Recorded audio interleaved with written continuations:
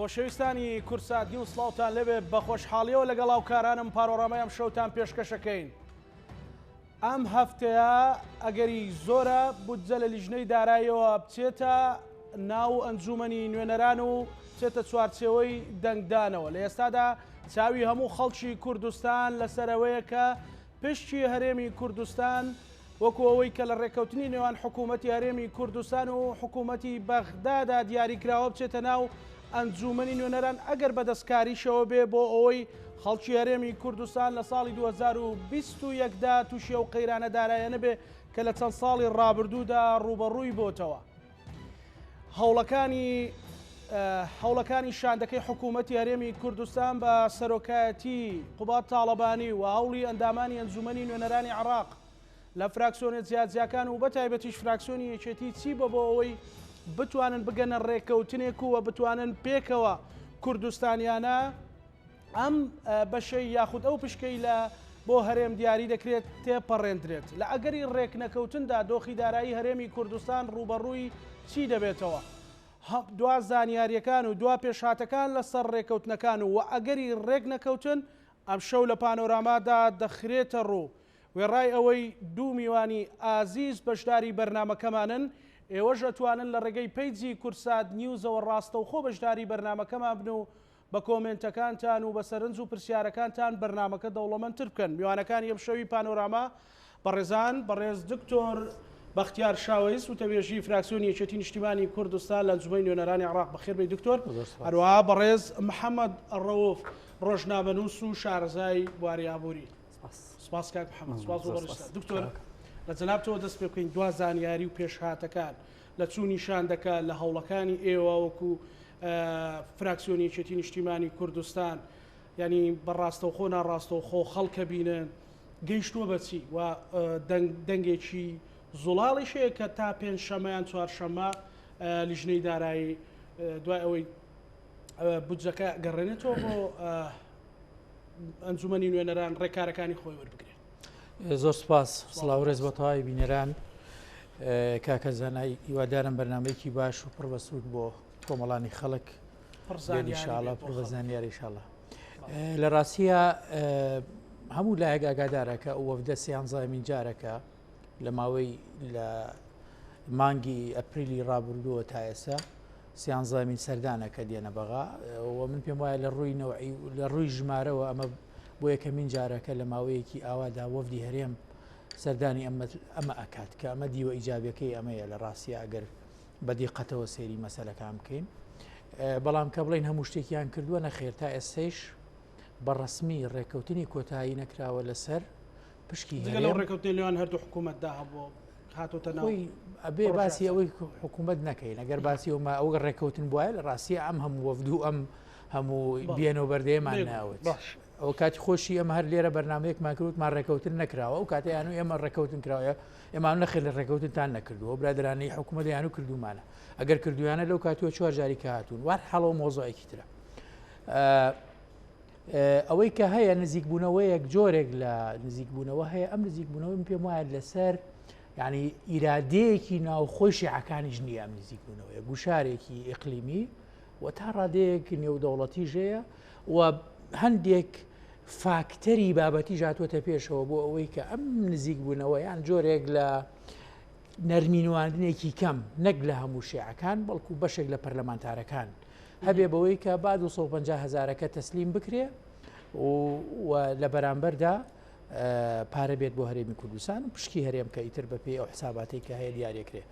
بەڵام ئەمەیش هەتا ئێستا کۆتایی ناتوە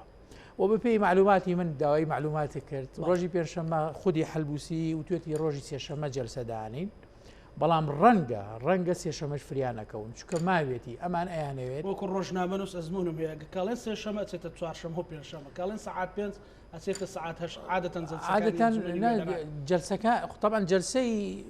ئەم جەلسەیە کە بکرێت هەر کاتێ بکرێت دڵنیا بە 5 بەیانی و 6 بەیانی تەواوە بێ و هیچ یعنی هەر 5 و 6 دەست پێ ناکات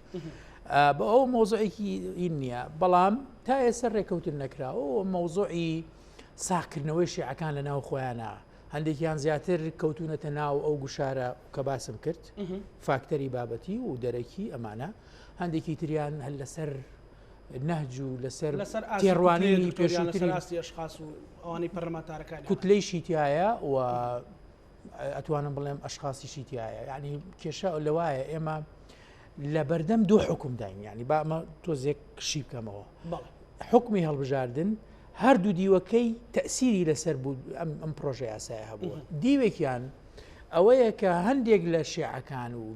کوتلەکانی تریشە تو ئەم بڵێن بەشێک لە سونەکانیش یانوێ بیکەن بە بابەتی گەرمی پروپاگەندەی پێشوەختی هەڵبژاردن ئەمە دیوەکەی دیوێکی تریشیان کە سەرکردەیە کەمینەکانە بۆ منە حەلبوسیە مە بە تێڕوانینی من حەلبوسیە و سەرۆک وەزیرانە و هەندێک لەوانەیە کە مشتیان خۆش کردووە بۆ ئەوەی جارێکی تر خۆیان بپاڵێونەوە ترسیان لەوە هەیە کورد بایکۆتی دەنگدان بەو شخصیەتانە بکە ینی بۆ نمونە ئێستا جۆرێک لە تەفاهم لە بینی هەرسێ سەرۆکایەتیەکە هەیە کە بەبێ پشکی کورد پرۆژەکە نەخرێتە ناو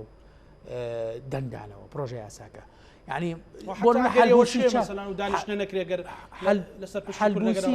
حەزەکەم بزانانی حەلبوسی چاوی لەمەیە یعنی جارێکی تر خۆی کاندید بکاتەوە وەکو قیادەیەکی سنی بێتەوە بۆ ناو پەرلەمان ئەم چاو لێبوونە وای لێ کردووە تقریبان 20 ڕۆژە ئەتوانم بڵێم هەر بە دەوروخولی یا پشکی هەرێم و ڕێکەوتن و ڕێک نەکەوتن مماڵەی تیاکە چونکە حەلبوسی ئەتوان بڵێم ئینزارێکی وەرگر لە یاسای قەرزە ئەگەر یعنی هەڵبژاردن مەسەلەی هەڵبژاردن بە هەردوو دیوەکە کاریگەری لەسەری بۆ دیوێکیانەوەیە کە تەخیری کردووە و ئەوەی کردوە دیوەکەی تریشان لەسەرەوە ئەو سێ سەرۆکایەتی ینی دکتۆر بەرهەم کاظمی حەلبوسی جۆرێک لەوەیان هەیە کە یعنی ئەگەر ناڵێم ڕێکەوتن بەس تەفاومێکیان هەیە کە با بەبێ موازنەیە بەبێ مۆزوعی کورد و ئەوانە و هاتنی حەکیمیش دوێنێ ئەمڕۆکە لە هەولێر بوو دوێنێ لە لای هاوسەرۆکان یەکێتی بوو تقریبان جۆرێک لەم شتانی دووپات کردەوە بەس کێشەی ئێمە لە ناو پەرلەمانە یعنی با من بە سەریحی قسە بکەم دائیمە لە سروشت و طبیعەتی کارکردن لە پەرلەمانی عێراق زۆر جیاوازە لە بەلانی کەمەوە لە پەرلەمانی کوردستان یعنی بە تایبەتی لە دوای هەڵبژاردنەکان کە هەڵبژاردن تەواو بێ نوێنەر ئەچێتە ناو پەرلەمانەوە تا ڕادەیەک کوتلەی کەمی لێ دەرچێت بۆ نمونە سائیرونی مقتەدا سەدر لێ دەرچێت ئەوانی تر زۆر سربەخۆ بن یعنی من دوێنێ لە بۆ نمونە یەکشتی پێ بڵێم لەگەڵ برادێک دانیشت بووین باسی ئەمەی کە عەمار حەکیم تەکیدی لەسەر پشکی کورد و ئەمانە ئەکردەوە دە من ئەندام پەرلەمانی عەمار حەکیم هەیە لە ناو پەرلەمانە لەگەڵمانەوەوانە ئەسڵەن گوێ لەو شتانە ناگرێ ئەم جۆرە دیوی ئیجابی ئاوا ئەبێت تەسەور ناکەی مەسەلەن ئیعازێکی بۆ بڕوات یا ئاخرەوەی ئایا گوێ لە ئیعازەگرێ ئەمە یعنی ئەوان هەم جۆرێک لە تەنزیمیەتیان لە دەستداوە یعنی بۆ نمونە ئێستا فراکسیۆنی سەدر ئەوان کەس ناتوانێت لێلادا لەسەرەوە دێت یان کوردەکان ئێمە فراکسیۆنە کوردیەکان هەتا ئێستا ئەم جۆرەشتە هەیە بە سەراحەت یعنی یەک دەنگیە ئێستا ئێمە فراکسیۆنی یەکێتی ئەگەرمانەوێت دەنگ بە پرۆژەیەک بدەین پێش چوونە ژوورەوەمان بۆ هەمومان دانیشی مناقەشەیە و خوێندنەوەی بابەتیانی مۆزوعەکەی ئەوە چێ بەڵام لەوێ وان نیە لەوێ هەر ئەندام پەرلەمانێک یان چەند ئەندام پەرلەمانێک خۆی بە توانم بڵێم بە فیرعون نەزانێ ئەمە دیوی ئیجابیشی هەیە ینی جۆرێک لە دیموکراسیەتە بەس بۆ ناو واقعی عێراقی فرە ڕەنگ و فرە کللتور و فرە مەذهب و فرە تائیفە و ئەوە لەم جۆرەشتانەیە جا ئالێرەوە شتێکی تریژێ ڕەنگە پەیوەندیمەوە نەبێ کارەساتی هەڵبژاردننی داهات و کە ڕەنگە بەشێکی تر لە گفتوگۆکانمان بۆ ئەوە بێ ئەمەیە کە بازنەکان ئەوەندەی تر دابش نەبوونەوە ئێستا ئێمە هەشدە بازنەمانەیە ئەبێ بە هەشتا و سێ بازنە ئێستا کۆنتترۆل ناکرێ یعنی کۆکردنەوەی ئیجماعی ناو پەرلەمان ئیجماعی ڕەئی لەسەر شتێک بۆ لەسەر موازنە لەسەر شتێکی ترکەیەتە پێشەوە ڕۆژانە لە هەشدەم بازنەیە کۆ نابێتەوە ئەی لە هەشتا و سێ بازنە و ئەوەی کە ینی ئێستا بوونە پارێزگای سلێمانی لە یەک بازنەوە ئەبێ بە 5 بازنە ینی مەبەستم لەوەیە وەزعی کورد پشکی کورد کێشەی کورد ڕەنگە بەرەو ینی قورستر بڕوە بۆ چارەسەرکردن زۆر باشە دکتۆر گۆی زیاتر لەسەرەکەی کاک محەممەد بەڕێستان ڕۆژنامەنووسن و هەمیشە ڕۆژنامەنووس پشتی شتەکان ورتر ئەبینێ مەسەڵەن ڕەنگە دکتۆر و تێبێژی فراکسیۆنێکی سەرەکی و گەورەی پەرلەمانی عێراقا سیاسیانە لەگەڵ دیپلۆماسیانە بەڵام وردکاری لەسەر ڕێککەوتنی نێوان هەرێم و بەغدا ئۆپشنەکان کامانن ئەوەی بەردەستی جەناب بکەوتو. بەڵێ زۆر سوپاس بێگومان بەر لەگەمە بەرنامەکە بە دوواداچوونم کرد بۆی کە بزانین دوایین تازەترین با بڵێن ئۆپشن چییە بۆ ڕێکەوتن. ئەوەی کە من لە بە دوواداچوونەکانە پێیگەشتمەوەیە کە لایەنەشعەکان بە جۆرێک لە جۆرەکان پێشنیازیان خستۆتە بەردەم وەفدی حکوومەتی هەرێم، بەردەم سەرۆکی لیژنەی دارایی، بەردەم سەرۆکایەتی کۆمار. ئۆپشنەکە با بڵین پێشنیازەکە ئەوەیە کە هەموو نەوتەکە یاخود با بڵین 430,000 بەرمیل نەوتی ڕۆژانە تەسلیمی سۆمە بکرێ. تقریبا پێشنیازەکە هەر 250,000 کاکەوێتەوە. بەڵام چۆن ئەمان لە دەستکەوتە هەر لەبەر ئەوەی کە ئێستا عراق لە بەردەم حملەیەکی هەڵبژاردننی ساردایە، هەموو ئەمە کاریگەری لەسەر دۆخەکە بێ. چۆنە لایەنەشیعەکان بۆ ئەوەی کە شەقامی خۆیانی پێڕازیکەن ئەڵێن هەموو نەوتەکە، بەڵام دوجار چی خەرجی بڵین کرێی خەرجی لێ دەرەکەن، کرێی گواستنەوە لەگەڵ پێداویستی ناوخۆ لەگەڵ پێداویستی ناوخۆ. ئەمە ئەکاتە چەند تقریبا 200,000 شێبە ئەما دەنەوە بە هەرێمی کوردستان، 250,000 تقریبا 250,000 ئەچێتە سەر سۆمە. واتە لە من بە قەنەعەتی من ڕێگەکەون. بەڵام من نازانم ئەوەی کە ئایا پارە دێ بۆ هەرێم پارە دێنن، بەڵام لە کۆی گشتیە یعنی ناکرێت ئەگەر تۆ خوێنەوەیەکی سیاسیانە بۆ دۆخی هەرێم و ناوچەکە و جیهان و عراق و هەمووی بکەی، لایەنە عراقەکان پێم وانییە وا بکەن کە ڕێک نەکەون لەگەڵ هەرێمە. واتە ئەگەر دابڕانی اقتصادی، دابڕانی ئابووری، دابڕانی بودجە، واتە دابڕانی هەرێمی کوردستان بە تەواتی بەسەر بەخۆی کە ئەمە بۆ ئەوان بۆ لایەنە عراقەکان ئەمە کەمێک زەحمەتە. بۆیە مەسەلەی ڕێکەوتن پەیوەستە بە زیاتر بە نەوتەوە لە هەرێمی کوردستان. نەوت فاکتەرێکی هەرێمایەتی هەیە. تۆ لەلایەک سکاڵایەکی عراق لەسەر تورکیایە، لەلایەک ڕۆژانە نزیکی 430,000 بەرمیل نەوت لە ڕێی تورکیا و بە بۆری نەوت و بە ئەمە ڕەهەندێکی ئیقلیمی هەیە. بۆیە هەموو ئەمانە لێکە دیتەوە جۆرێک لە عەرقلەیەکی زۆر هەیە. لایەنە عێراقیەکانی هەموو دابەش بوون، لایەنەشیعەکان بۆ خۆیان جۆرە لە دابەشبوونیان هەیە، لایەنە سونیەکان بە جۆرێکی در هەرچەند لایەنە سونیەکان بۆ کورد تا حدێک ئێستا ئەوەی کە خوێندنەوەی ئاسانترە بۆ ئەوە. بەڵام دێتە سەر لایەنی کوردی. تۆ 58 پەرلەمانتارت هەیە لە عێراق، چەندین وەزیرت هەیە لە عێراق و سەرۆکایەتی کۆمارت هەیە لە عێراق، وەفدێکی شۆ بۆ عێراق. یعنی ئایا ئەمانە هەمویان با بڵین کارتی ڕوونی ئەوەی ڕوونیان پێ ئامانجە ڕوونەکان بەدەستەوەیە. ئایا ئێمە لە 100 250,000 بەرمیل نەوت ڕادەست دەکەین، ئەکە دیتە سەر 250,000 بەرمیل نەوت یەک دنیا ئۆپشنت بۆ مێنێت بۆ دروستتر. ئایا ئەم 250,000 نەوتەکە ڕادەست دەکەی یا داهاتەکەی؟ باشە قەرزەکانی لێ درێتەوە، خەرجی لێ درێتەوە، چی لێ درێتەوە، چۆنی لێ درێتەوە. بەگشتی ئەگەر هەرێمی کوردستان نیەتی ڕێکەوتنیان هەبێ من پێم وایە ڕێک دەکەون و ڕێکەوتن سەر بەغداش ینی نەرمترە هەموو لایەنەکان چ هەرێمی کوردستان. ئێستا ئەوەی کە من ئەزانم هەرێمی کوردستان ڕازیە و ناڕازیە بەم پێشنیازە. ڕازیە بەوەی کە یعنی هەر 250,000 کاکە، بەڵام ناڕازیە لەوەی کە داوای کۆی نەوتەکاکرێ بۆ هەرێمی کوردستان بە پێی زانیاریەکان. لایەنی بە تایبەتی لایەنی پارتی دیموکراتی کوردستان هێڵی سوورە لە لای کۆی نەوت، فایلی نەوت ڕادەستی بەغدا بکرێت. ئەمە سەرۆکی وەفدی حکوومەتی هەرێمیش لە بەغدا ئەمەی وتووە کۆی فایلی نەوت ڕادەستی بەغدا ناکرێت وەکو هێڵی سوور سەیریەکە. ئەگەر من وەکو خۆم وەکو تێڕوانی خۆم ئەوەی بکەم، یعنی لە هەموو حاڵەتەکانە ئەگەر حکوومەتی هەرێمی کوردستان لە باری بودجە و نەوتە لەگەڵ عێراق ڕێک نەکەوێت، من پێم وایە دۆخی اقتصادی، دۆخی ئابووری هەرێمی کوردستان ئەگەر ئێستاش نرخی نەوت کەمێک بەرزەوە بێ، هەر لە داهاتوودا هەرێمی کوردستان ڕوبەڕووی هەموو ئەو قەیرانانە بێتەوە. لە خاڵێکی تر ئەوەیە کە ئەم فایلی نەوتە لە هەرێمی کوردستان وەکو بەڵایەک و وەکو سەرەتان و شێرپەنجەیەک وایە بۆ کۆمەڵانی خەڵکی کوردستان. لەوەی بینە سەرەوە بەڕێز کاک محەممەد، ینی ئەگەر ئەو ئۆپشنەی کە بەڕێزت باسەکەی کە دو ئۆپشنە ڕەنگە مەسەلەن بە کۆمەڵێک تعدیلکاریەوە ئیتر دوزار بچێتن ئەنجومەنی نوێنەران لە ناو لیژنەی داراییە، کورد چی دەست دەکەوێت؟ با باسی ئەوە بکەین مثلا باسی گەشتبینەکە کە لاگەری ڕێک نەکەوتن لایەنە سیاسەکانی ڕێ بکەون هێشتا هەندێک عرقلە لەناو ئەنجومەنی نوێنەرانە مێنێت چونی لا ئێستا پەرلەمانتاران هەر یەکە خاوەنی تێڕوانین و بیرۆڕای تایبەتی خۆیەتی بەڵام بە کۆی گشتی من قەنەعەتی خۆم وایە ئەوەی کە هەیە ڕۆژی پێنجشەممەی داهاتوو تەسەورەکەم لەو ڕۆژەیە کۆبوونەوەی ئەنجومەی نوێنەران بکرێ و ڕێکەوتن بکرێت لەسەر ئەوە بەڵام من نازانم پارە دێیان نایە و بە کۆی گشتی ئەوەی کە هەیە لە پرۆژە بودجەکەی عراقدا بە خەرجی ئەوەی بۆ سەرمایە گوزاری ئەوەی بۆ خەرجی تەشغیلی دیاریکراوە بە کۆی گشتی نزیکی 13 تریلیۆن و 900 ملیارەکانی نزیکی 14 تریلیۆنەکە بەدەر لە قەرزەکان و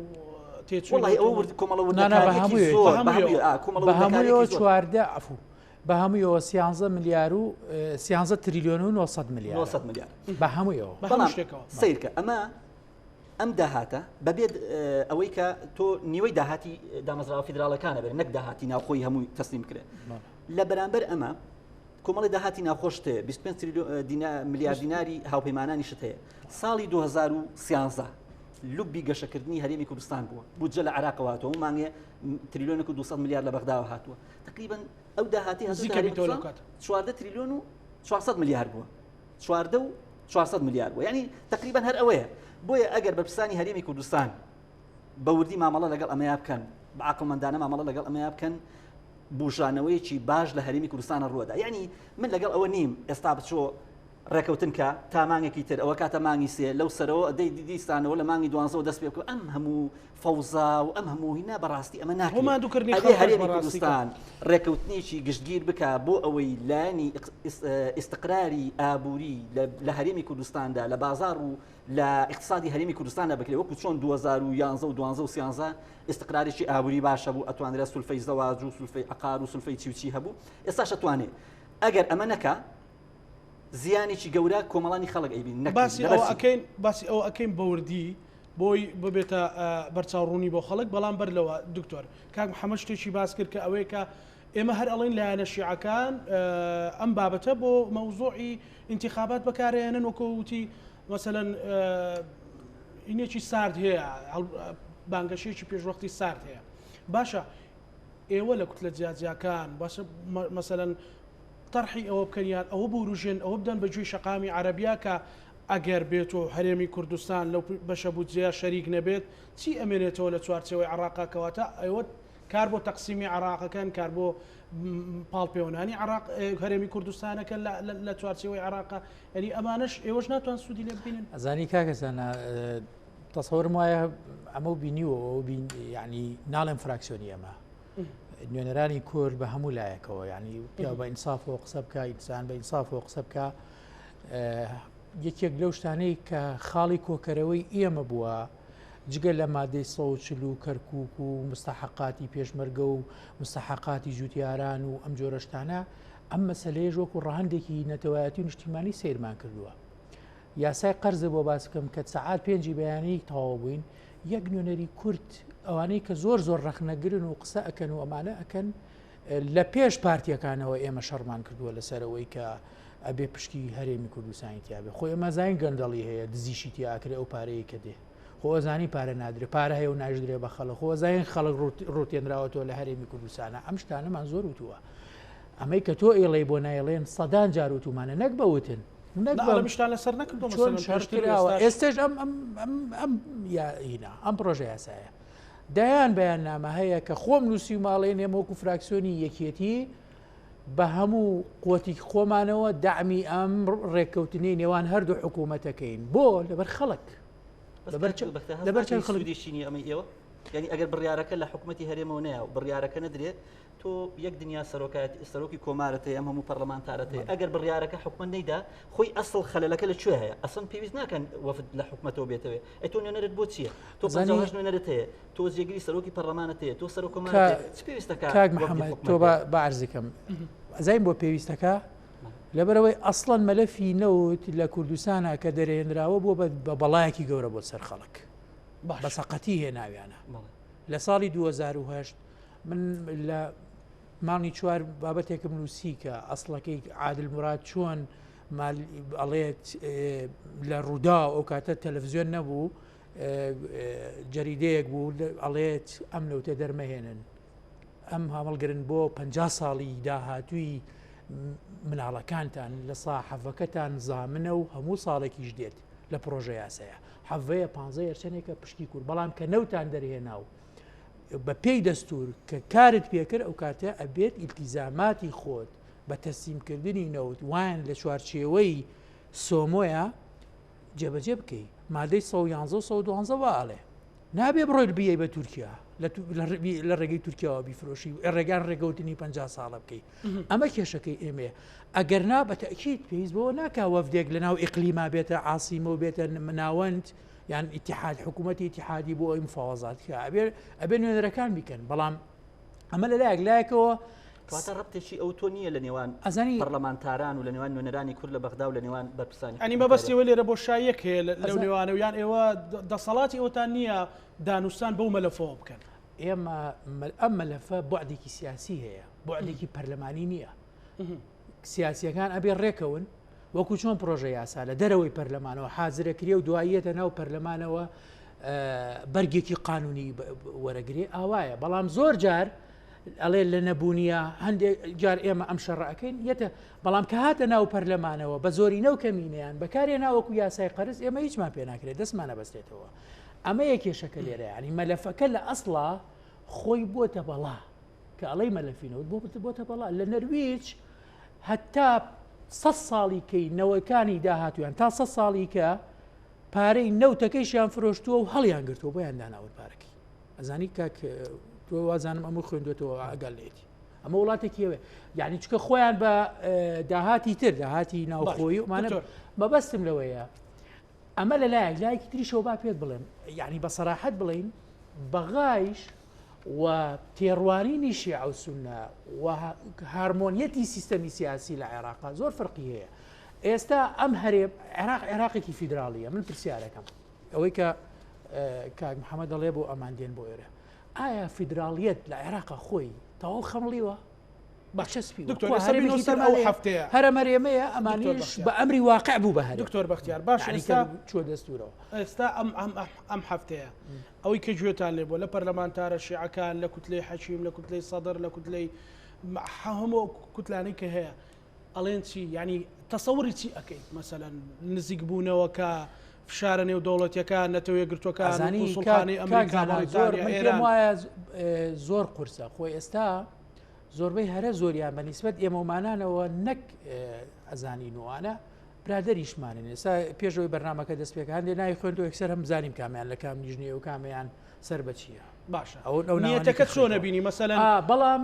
با قسەکە تەواوکەم بەڵێ لەوێ یعنی ناتوانانی پێشببینی ئەوە بکەی کە هەمووی خۆیانە ناو خۆیان ناتوان کۆنتترۆل کرێ ئێتە من لێرەوە چۆن ناتوانە پێشببینی ئەوە بکەم کەین بێ یعنی ئێستا گوتاری سەرڕاگەیاندن و گوتارێکی تر زۆر فەرقی لە ناو واقعەکەیە ئەزانی شەوی یاسای قەرز حەلبوسی ئەیویز 1-2 ساعاتێ دوای خالە ساعات 2 شەو بۆ 3 شەو بۆ ئەوانە ئەزانی شیعەکان ئەوانەی سەدریەکان چوونە سەر مێزەکەی یا ئەیاننا بەسەر مێزەکە ئەیان و ئەگەر ئەم شەو ئەمە نەچی مماتەڵەی تیا بکەی نەی خەیتە دەندانەوە ئێمە هەموو خەڵک یەت ماڵەکانمان نەسووتێرە لە محافەزەکان ئەڵێن نەوتەکەی ئێمە ئەفرۆشن و پارەکەی هێنێرن بۆ هەرێم ترسان هەیە ئەم سیناریۆ ترسمان هەیە بەتەکید ئەی ئەم قسانە بۆ ئۆکەین ترسمان هەیە زەمان نییە زمانێک نییە ئێستا تۆ ڕۆی لەگەڵ حەکیمە ڕێکەوتنەکەی ئەڵێ باشە ئێمە دەنگتانێنێ ئایا لە ناو پەرلەمانە لە کاتی یاساکەیە چەند کەس بەگوێیەکە کە ئەمە نەرمەکەیانە بەرامبەر بە ئێمە یخۆ ڕئیسی کوتلیانەیە بەڕاستە و خۆی ئەڵێ ئەبێ ئەو نەوتە تەسلیم بکرێ ئەینجا یەک شتێ لێرەیە با دایمام قسەیە بڵێنەوە بە ڕەحمەت بێ کاک نەوشیروان ئەی برە لە جێبەجێکردنایە ڕێکەوتن زۆرە کرێ ئەسڵەن دەستور لە بینی کورد و عەرەبە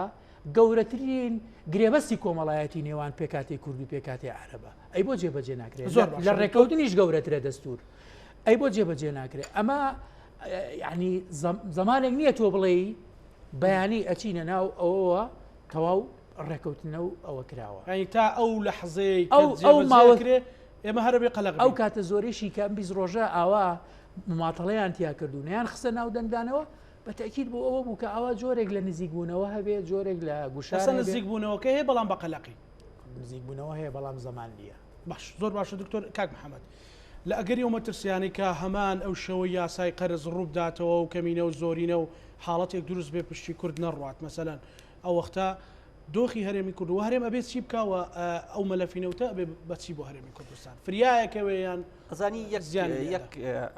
ئەوە هەیە ینی ڕاستە هەندێک لە پەرلەمانتاران پەیوەستنین بە بیرروهینی حزبەکانیانە و ئەمری فەرمانی حزبەکانە بەڵام ئەگەر ئەم حزبەکان بیانێ پرۆژه یاسایەک یاخود یاسایەک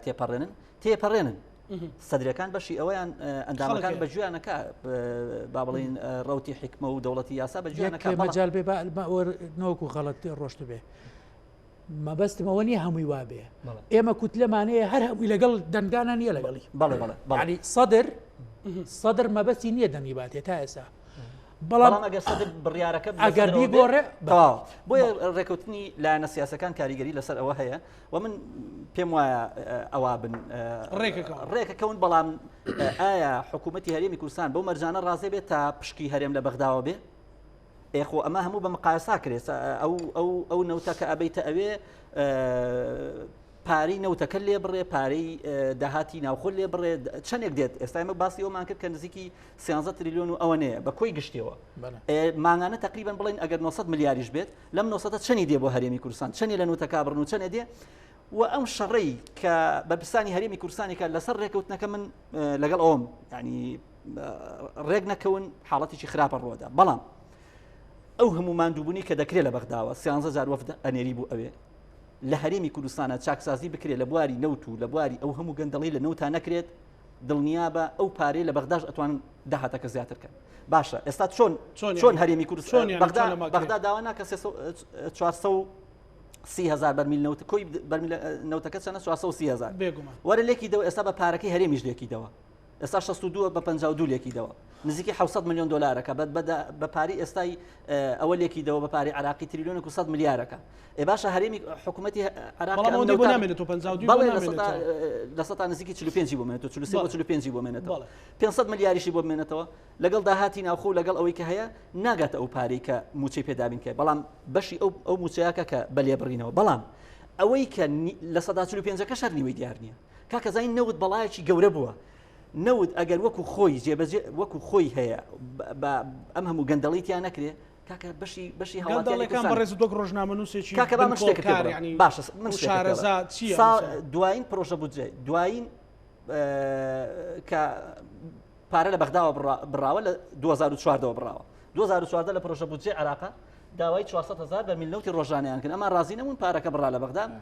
لە 2013 تا کۆتایی 2013 1 تریلیۆن و 200 میلیارد هات بۆ هەرێمی کوردستان لە 2014 تا 2020 نزیکەی بەپێی راپۆرتی حکوومەتی هەرێمی کوردستان کە بۆ حکوومەتی عراقی ناردووە لە 2020 راپۆرتەکەی ناردووە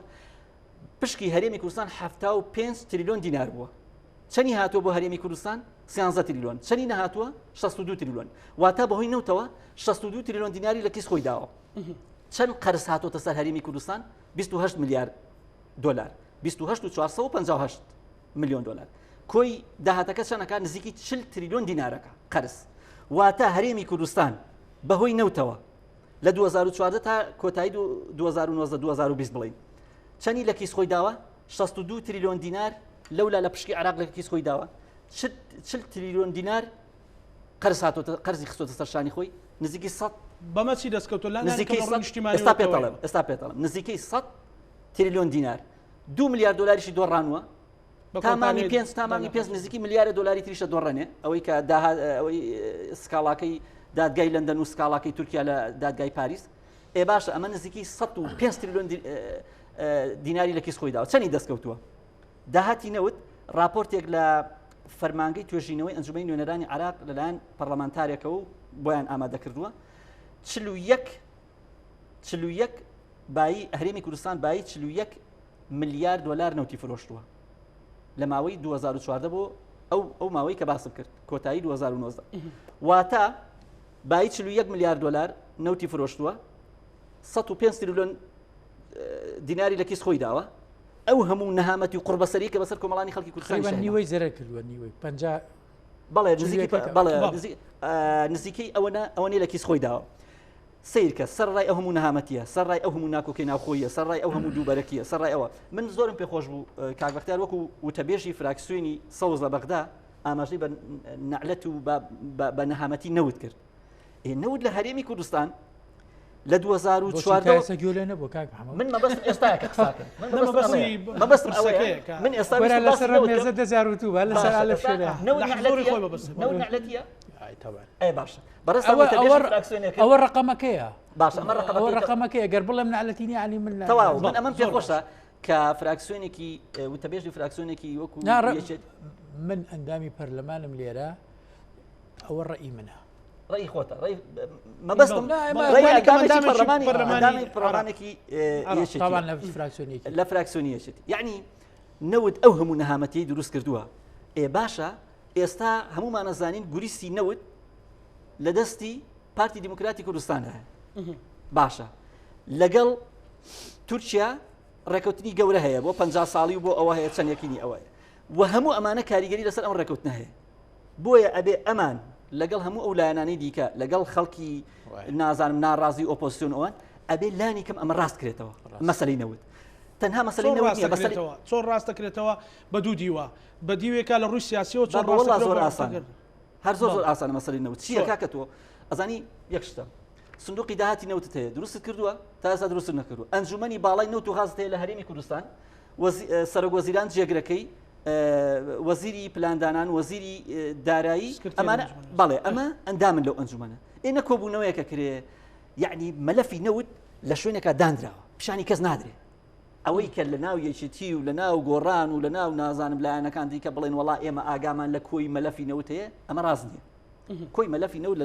لە دەستی چەند کەسێکایە و ئێستا تا ئەم چرکێش لە جامتاکەی ئاشتی هورامیە لە ئۆفیسێکە لە لەندەن مامەڵە بە کۆی پرۆسی نەوتەوەکە ئەنجام مەسەلەی نەوت ئەزانی مەسەلەی تازە دادراوە کاک محەممەد بەخوا ئەو جاری هێشتا سەری لێ دەرناکە زۆر باش ڕەمێ بەکاری بێن مەسەلەکە لەوەیە چونی ئەزانی بۆ 21 مەسرور بەرزانی بڕیارێکی دەرکردووە بۆ ئاشتی هورامی بۆ ئەوەی کە نوێنەرایەتی ئەو بکات لە دادگای لەندەن یەکی ئەم ساڵ باشە کاکە نەوت لەو کاتەوەی کۆمپانیاکە دێنی لە زەویەکی پاکە بۆ نمونە لە حەسیرەی گەرمیانە هەر لەو کاتەیە پشکی کۆمەڵی کەسی تایە بە پشکی کۆمپانیا قابلە ڕۆزنەفر لە رووسیاوە بێ ئایا شەریکایەتی ئەم حیزب و لایەنە سیاسیانەیە خودە ئەمانیتیان نەبێت چۆن دەتوانێت بێت لە کوردستانە وەبەرهێنانکە لە پشکنین لە دەرهێنان لە بۆرێنەوتەکە بۆرینەوت حکومەت هێرم دروستی کردووە داوەتی بە کۆمپانیا ماگانە 6 میلیۆن دلار درێ بەکرینەوت لە هەرێمی کوردستانە بۆرینەوتەکە دوو ئەوەی بۆرینەوتی هەرێمە لەسەر حدود هەتا بەندەری جیهانی لە تورکیا ڕبعێکی ئەوە پاری تێناچێت کری تێناچێت باشە ئەلێرە من دووشتم وت بەڵا وەسەقەتی بەڕێوەبردننی سیستەمی نەوت من بەلامەوە آخر تاکید ویستم ئەوە بڵێم تابعا لە هەرێمی کوردستان لەو کۆمپانیایە بۆ بە هەدەردانە و هەدەردانی تریشەیە باش دوو لیوای نەوت و گازمان هەیە پێویستە ئەم دوو لیوایە پارێزگاری لە کەڵگەنەوتەکان و نەوت بکە بەڵام لەگەڵ 62,000 پاسەوان هەیە باش هاتوونە چیان کردووە ئەمانیان سکوێریتی شەریکەکان گواستنەوەی تەنکەرەکان سکوریتی ئەو کارکتەرانی کە ئەزنەبین هەمووی دراوە بە سکوریتی کۆمپانیای ئالی ئێکاکە هەت بەهادر لەبەر چی لەبەرەوەی کە ئەم کۆمپانیانە سەر بە کارکتەری حزب کاکە وڵی ئێستا لەوە نماوە بڵی کاکە ئەمەیان یەکێتی و ئەمەیان پارتیە ئێستا لە یەکێتی و پارتیان نماوە ئێستا هاتووە بۆ کارکتەرەکان ئەمە کارکتەرێکە کوڕی کارکتەرێکەوەی بۆیە ئەمە مەسلەیەکی گشتی نیشتیمانیە پەیوەندی تەنها بەوە نییە بڵین وڵا من لێرەوە دانیشتوم دژی پارتی و دژی یەکێتی و دژی چێم کاکە دنیای لایەنگر و خەڵکی قوربەسەری یەکێتی و پارتی و لایەنەکان دیکە هەمووی بوونەتە قوربانی باشە قەزەی باشە ببوورە کاتە من ئەمە پرسیاری دوای ئەوم بۆ ئەوە بێ بەم هەموو پشک پشکێنە و سەهم و دێنە و مەسەلەن ڕۆزنەفت و گەنەڵ ئەنێرجی و سکوێرەتی و ڕۆیشتن و مەسەلەن دوورترین شەڵگەینەوت کە تەقتەقە 250 کیلۆمەتر دوورەوەی تر 180 و لەو راپۆرتەوە بزانام خۆشتان داتان بەزان بوو بە هەموو ئەمور دەکاریانەوە ئەتوانرێ ئەو مەلەفە ڕێکەوتنی پێ بکرێت لەگەڵ بەغدا جێبەجێ بکرێتەوەی کە دکتۆرە لە عیبرەت لە جێبەجێکردن ئەمە یەک دوو ئەگەرێکە ڕێک نەکەوین چۆن ڕێگەخرێتەوە بەڵام دوای ئەوەی کە من سەرنجی دکتۆر بەختیار وەرەگرم دکتۆر کەواتە ئێمە بەو هەموو نەهامەتی و بەو هەموو ئەوە تا ئێستا خەڵک کۆمنتە نووسێ بەخوا کەس پرسیاری نییە بەشێکی زۆری قسەمان پێڵێ بەشێکی زۆری ڕەخنە ئەگرێ تا ڕادەیە خەڵک بێ متمانە بووە خەڵک چی بکرێت بۆ فشارێکی توندی نیشتیمانی بۆ ئەوەی خەڵک و هەرێمی کوردستانیش کاکەمە ڕەتی بە هەرێمی کوردستانی شەوماوە ڕزگار کاکە کوورە و ئێستا خەڵک وای خەریکە وای لێت مەسلەی نەوت و موچەوانی لەبی دەچێتەوە ئێستا ئازادی لە ژێر پرسیاری گەورە قورسایە ئازادی ڕادەربڕین ئازادی ڕۆژنامەنووسی خەڵگە گیرێ بەبێ بەڵگە حکمی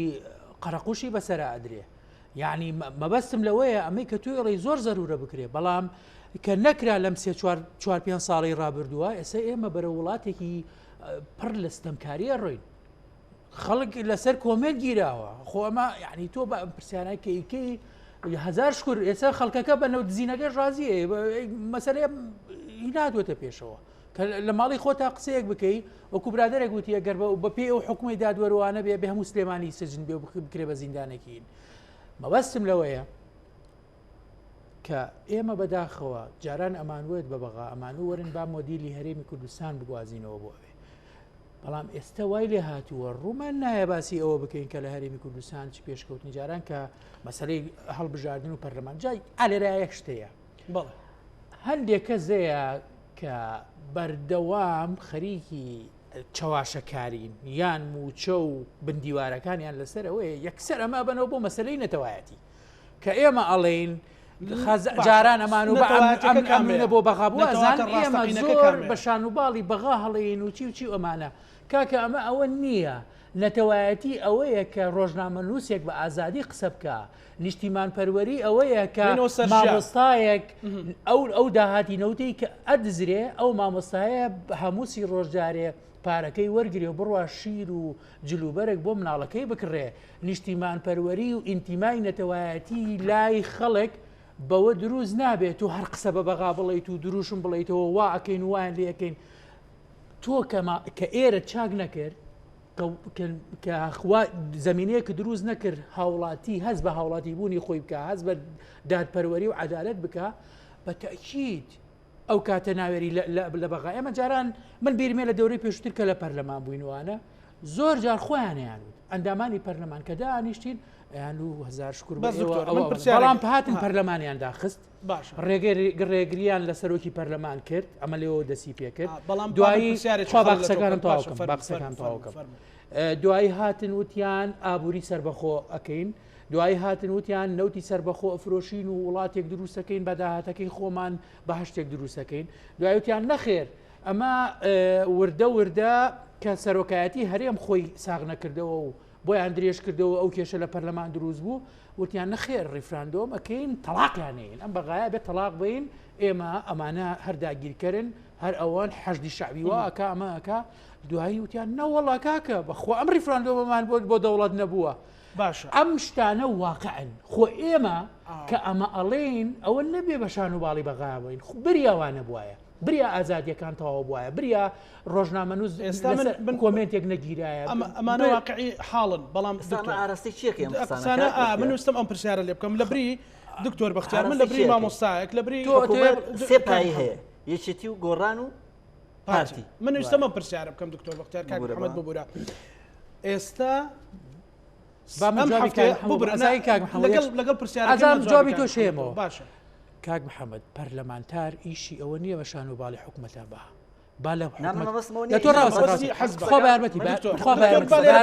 ئیشی پەرلەمانتار چیە؟ من 100 وەزیرم لە ناو حکوومەتە هەبێ کە گەندەڵیەکی هەبوو پشتی خەڵکە دکتۆر بەختیار وەڵامی پرسیارەکەی من ئیشی ناجیەکێتی نیشتیمانی کوردستان و هەر کەسی ئەوە نەکالەوە دکتۆر ئەزای چی خۆ قسە هەیە لەسەر و شەریکایەتی یەک بەرنامەکەین سەعاتێک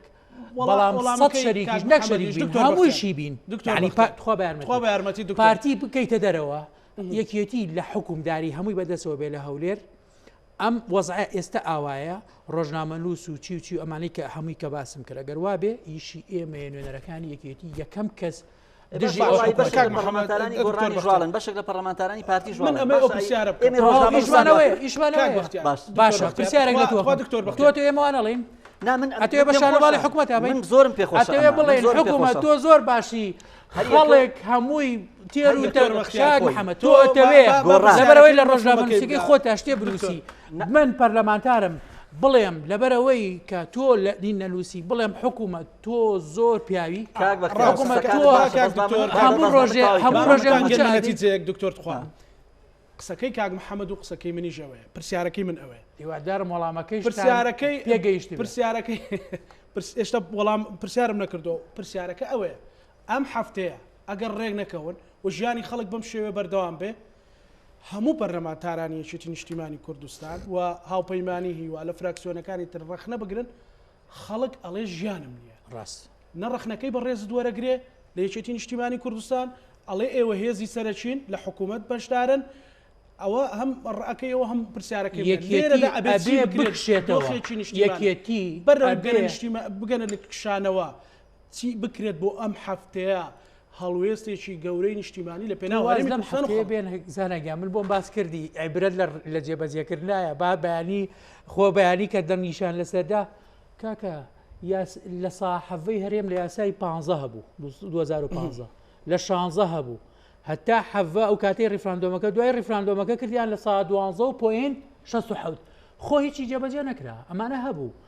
ئێمە بانەی بەسینەوە بەم هەفتەوە ئومێدەوارین ئەم هەفتەیە وەکو خۆی بڕوە بەڵام گرنگەوەیە دوای ئێوە هەرێم پابند بێ و تەسلیمی بکە لە هەمان کاتە عێراقیش پارەکە بنێرێ ئەگەر نێنێرێ با وەڵامیەوە بمەوە ئەگەر نێنێرێ یەکێتی نیشتیمانی کوردستان پێش ئەوەی کە ئەمە تۆ باسی بکەی ئەوەی کە من ئاگادار بم سەرکردایەتی پرۆژەی لامەرکەزی هەیە ئێستا مرکزەکە بۆ هەموو هەرێمی کوردستانە بڵێ طبعاً خۆ بە سلێمانی نییە شار بە شار ئەگەڕێ پانێڵەکە ئەوە ئەکا ئەنجومەنی سەرکردایەتی وەفدیە لەگەڵ پارتیا بە وازەحی بەشکم ئەو کاتە من تەسەور ناکەم پارتی بۆ ڕازی بێ ئەو کاتێ یەکێتی خۆی قەرارەیە زۆر باشە کاک محەممەد ئەو پرسیارانی لە بەڕێستم کرد لەسەر مەلەفینەوت بە هەموو ئەو کەم و کوڕیانەی کە بەڕێزت باس کرد ئەتوانڕی ڕێکەوتنی پێ بکرێ و ئەگەر ڕێکەوتنی پێ نەکرا ئەم هەموو کەم و کورتیانە چۆن ئەتوانرێت تعدیلێک بکرێ شتێک لە داهاتەکەی بۆ مەنفعەتی خەڵکی کوردستان ساڵانی ڕابردووەوەی 2015 ڕێکەوتنەکەش نەشبێ ئەوە کێشەیەکی ئەو ئەگەر ڕێکەوتنەکەش بکە پێ ناچێت پارێکی ئەو تۆ لە بەغداوە بێ ئەگەر بێش 200 میلیارێکە 300 میلیارد لە کۆی ئەو مقایسەی کە ئەکرێ و من لەگەڵ ئەو وەفدەی کە بەو هەموو توانا و ماندووبوون و هینەوە لە بەغدا 13 چوونە بێتەوە لە کوردستان هەر هەمان وەفد سەردانی هەموو ئەو حیزبانە بکات کە پشکیان هەیە لە گەندەڵیا پشکیان هەیە لە کۆمپانیاکانە لاینەکە بەبێ جیاوازی لە 1990 حیزبەکانی کوردستان بە ئۆپۆزیسیۆن و بە هەر هەمی پشکی هەیە لە کۆمپانیا و لەوە و تەنها ئەوەی کاکبەختار من زۆر لەگەڵیان تەنها ئەوە نەبێ باز لە مەسەلەی بودجە لە بەغاوە دێ و پارە لە بەغاوە کاکە ئێمە شەڕی بودجاکەین لە بەغاوەتە خەریکە هەمومانەکردن سزنەوە کاکە تۆ ئەزانی من ئەتوانم ئێستا سواری فڕۆکە بم لە فڕۆکەخانەی سلێمانی و بۆ ئەنقەرە بۆ تاران بەڵام بۆم نییە بچمە هەولێر تۆ ئەزانی من ئەمری گرتنم هەیە لە هەولێر لەبەرەوەی کە یەک راپۆرتێکم کردووە کاکە ئەڵێم وەرن لە دادگا لێم بنەوە بدۆڕم تەبیعیە ئەزانی خەریکە هەمومان ئەخنکێنین بۆیە ئەو کاتە لەم دقەی ئێستا من وەک ڕۆژنامەنووسێ قساکەم لە لای من ئەوەی کە پارتی کردوێتی یەکێتی شتیا بەشدارە بزوتنی گۆڕانی شتیا بەشدارە کە لە حکوومەتان حزبی سۆسیالیستیش کە وەزیرێکی هەیە پێکاتەکانیش ئەمە ناکرێت ئەوەی کاکبەختار من بە قسە لەگەڵیان وەکو من قساکە بەڵام بەرپرسیارەتی حزبی جایە بزوتنەوەی گۆڕان بەیاننامەیەکی دەرکردو یەکێتی بەیاننامەیەکی دەرکردو نازانم فلان سەرکردیان واکە من ئیشی پراکتیکمەوێ من ئێستا یاسایەکم هەیە بە ناوی ڕۆژنامەگەری ئەم یاسایە جێبەجێ ناکەن دێن راپۆرتێکم کردبێ لە سایتەکەی خۆمە هەموو کە زانم من ڕۆژنامە نووسم کاکە ئەگەر بڵێن هینی سندیکانیە کاکە هەوی سندیکاشم هەیە هەوی سندیکانی و دەوڵەتیشم هەیە دە12 کتێبیشم هەیە دەیان راپۆرت و ئەوەم هەیە باشە ئەڵم کاکە وەرن بە یاسای ڕۆژنامەگەری مامەڵەم لەگەڵاکەن نەخێر ئەبێ ئیلان بتگرن و بتکەنە زیندانە و ئیعترافت پێکەن و خێزانەکەت بانکە لەبەر چای ئیعترافت پێکەن و وەکو چۆن لە سەردەمی بەعسا ئەویان کردووە ئەوەی کە ئەکرێ ئێستا ئەوەی کە ئەکرێ بەرامبەر شێوان ئەوان کراوە من دەیان چیرۆکێکشم نووسیوە دەیان چیرۆکی وا هەیە کە لە زیندانەکانە بە ئافرەتەکان ئەوە خەمێکە ئەوە خەمێکە ئێمە ئەو خەمە لە هەمووی گەورەترە لە خەمی نەوت و بودجە و ئەوەش گەورەترە کاکەجیان ئێستا ئێمە لە 2014 تا ئێرە بە نەهامەتی و بە قوربەسەری هێناومانە لەسەر ئەوەی کە مامۆستایەک نیو موچەی وەرگرتووە ڕوبعێکی وەرگرتووە چەندی وەرگرتووە بەڵام ئێستا مامۆستایەکی وەکو بەدەلبەرواری تەنها گوتی کاکەجان من موچەکەم بەلێ بڕینیشەوە بمبەنێ ڕازیم ئەوەتە کاکە چی پێ ناکەن ئەمە ئەم دەسەڵاتە خۆ شەریکاتی تایە پایی تایە پایەکە بێنە دەرەوە سێ پایە ئەم پایە دوو پایە بێنە دەرەوە حکومەتە ئەوها باش ئێستا ئەم حکومەتە بڕوخێ باشترە باش ئەوە دەرفەتم لەوە پێدان ینی تەوەری بەرنامەم نەبوو بەڵام گرفتێک نییە بەڵام ئێستا بینەوە سەر وەڵامی پرسیارەکە کاک محەممەد ئێستا ئەگەر یعنی بە بۆچوونی تۆ کە ئەو دنیاک زانیاری هەیە لە بەردەستی تۆیەوە ناوەناوەش لای خۆتان بڵاویەکەنەوە چی بکرێت مەسەرەن ئەگەر 200 ملیارێکی نارچی مەسەرەن ئەو خۆ ناکرێت هەر بە دیاردانیشین و بەرنامەی لەسەرکردن و ڕخنە لە مەلەفینەوە بگرێت یەکێتی بڵێن بەشێکی ماگالێ گۆڕان بڵێ نەخێرم ئاگام لێنێ پارتی بڵێ من هەمویان ئاگانێنی خۆر بە دیار ئەو جەدە لە بێزانتیەوە ناوەستینێنی خۆ بێ حلێک بکەنەوەی واقعیانە خوێنەوەی واقعیانە بێت خوێنەوەی واقعیانە من پێم وایە لەناو ئەو هەموو فشاری شەقامی شیعی لەلایەنەکانی خۆیانەکەن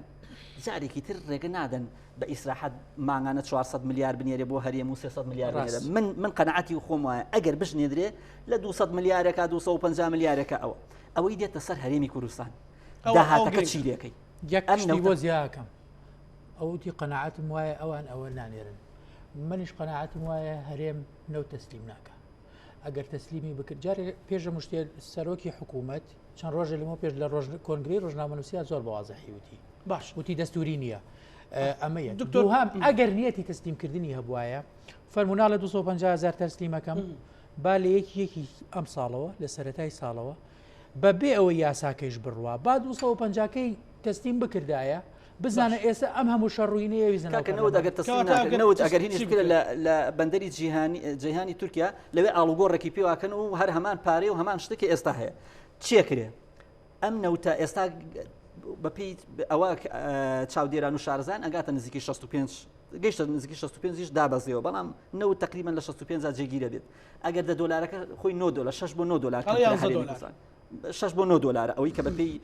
سۆمۆ ئەوەی کە وەزیری نەوتی عراقی ڕای بەڵێ ئەگەر ئەوە نەش بێ نزیکی 55 دلاری بۆ ئەمێنێتەوە لەم طبعا لە مانگی داهاتەوە نەوت ئەوە حسابەکرێت لە مانگی داهاتەوە ئەگەر 55 کاکە 50 دلاریش حساب کە نزیکی 650 میلیۆن دلارەکە نزیکی 950 ملیارەکە دابەشی نیوەی کە با لە 150 بۆ خەڵک بێ ئەم ڕێژەیە بەرزکە وەرە لەسەر ئەم ڕێژەیە حسابکە باشە بەپی دیلۆیت لە 145 بۆ خەزانەی حکومەت بووە داهاتی نەوت بەپی راپۆرتەکانی دیلۆ کەم تریش هەنێ 32 بووە باشە ئەم لە 145 کە ئەکاتە بۆ نمونە لە ئێستا ئەکاتە 450 ملیار دینار وەرە ئەلم گەندەڵیانەیە تۆزە چاچی کە هەندێ باز بخەسەر ئەم کۆمپانیانە هەنێ لە پشکی خۆت کەمکەوە هەنێ لەو سکوێرەتی و نازام چیوچیانە کەمکەوە ئەمە بگەێنە 600 ملیار لەگەڵ داهاتی ناخۆ کە ئێستا بەرز بۆتەوە بەهۆی ئەم باز وشتەوە گەیشتۆتە 300 ملیار ئەوە کاتە 900 ملیار 25 ئەوەش ئەوە کاتە 925 ئەمە ئەتوانی خەرجیشی پێدابین کەیت و موچەشی پێدابین کەیت بەڵام من قەنەعەتی خۆم وایە ئەم ساڵیش وەکو چۆن ئەم مانگە بەڕێکراوە ئەم ساڵیش ئاوا بەڕێیەکەن لە بەغداوە پارێکی ئەو تۆ نایە لە بەردەم هەڵمەتێکی هەڵبژاردننی گەورەیان و هەرگیز حکوومەتی هەرێمی کوردستان جارێکی تر ئەمە قەنەعەتی منە جارێکی تر موچەیەکی کامل ناداتەوە بە فەرمانبەرانی و پارێکی زەبەلاح لەوە بەرهێنانە خەرجکا وەکو پێشتر هەبوو 2013 ئیلان ئەگەر هەڵبژارنەکە بە گەرمی بێتە پێشەوە ئەو کاتە مانگانە لە 25 مانگە موچە ئەدرێ بە لە 121 بڕینەوە زۆر ئەگەر زیاتریش نەبێ ئەم لە 121 ئەمە واقعی ئەم حکوومەتە بەڵام فشاری ئەم حیزبانە فشاری بەخوا ئۆپۆزیسیۆن زۆر ئەو کاریگەری نماوە فشاری ئەم دوو حیزبەی کە ئێستا شەریکن لە حکوومەتدا ئەم دوو حیزب شەریکن لە حکوومەتدا ئەگەر شەریک نەبن عیبەیە شەریکن لە حکوومەتدا ئەگەر شەریک نەبن ئەبێ ئەم شەریکایەتیە بەکاربێنن لە بودجەیە ناکەی چەند پێ ناکرێت کاکە لە نەوتی شانە کوربا بە هەر لە ئازادیەکەم بۆ بگەڕێنەوە واز لە هەمووی بێنن هەموو شتەکە بۆ خۆتاش ئەوەی کە خذوا المناصب والمكاسب لكن خلوا للوطن هەموو شتێ بۆ خۆتان هەموو پۆست و ئەوە تەنها وەرن کاکە نەمانکەنە زیندانەوە واللهی من نامێن ڕەشبین بم بەڵام ئەم حکوومەتە ئەبێ چاکسازی لە ناو خۆیان بکە نەک ئەو قسەی کە ئەڵەن پرۆژەی چاکسازی وشتانە ئەوە هیچی ڕاست ئەوە هەمووی قەنەعەتم بۆ شتانە نییە چاکسازی ئەبێ بێ لەگەڵ ئەم حیزبانەیە دەستی دەستیان ببڕی بەڵێنیان لێوەرگی دەستیان ببڕی لە پشکی کۆمپانیا و نازانم قاچاقی و چی ئەوەی کە هەیە لەم هەموو گومر گوشتانە هەمووی کۆکەوە زۆر لەو داهاتە زیاترە ئەم چاکسازیە ئەکرێ ناکرێت. دکتۆر من ئەوەی کە کاک محەممەد وتی مۆزۆ ئایا شەریکی یان هاوبەشی نەمانە ئەمە بەلامەوە مهم نییە ئەوە بەلامەوە مهمە ئێمە هەتا خەڵک ڕۆژنامە نووس بگیرێ لەسەر بیر و بەچوونی جیاواز هەتا خەڵک موچەی لە کاتی خۆیان پێ نەدرێ هەتا گەندەڵی نەوت بەردەوام بێ ئەگەر حیزبەکەی ئێمە هەر بە تەنیا حکوومەتیشیە بێ ئێمە یەکەمین کەسین ڕخنەی لێگرین و چاوی ڕقی ببین بەسەرێنەوە ئەمە پرۆگرام و پەیڕە و نەهجی یەکێکی. سپاس بۆ بەڕێز دکتۆر بەختیار شایز و تەبێژی فراکسیۆنی شێتی نیشتیمانی کوردستان لە ئەنجومەنی نوێنەرانی عێراق. سپاس بۆ بەڕێز کاک محەممەد ڕەوف ڕۆژنامەنووس و شارەزای بواریا بوو. سپاس بۆ بەڕێستان. بینەرانی خۆشەویست لەگەڵ هاوکارانم پانۆرامایان شەومان پێشکەشکردن بە هیوای ساخ و سەلامەتی بۆ هەموو لایەکتان خواتان لەگەڵ.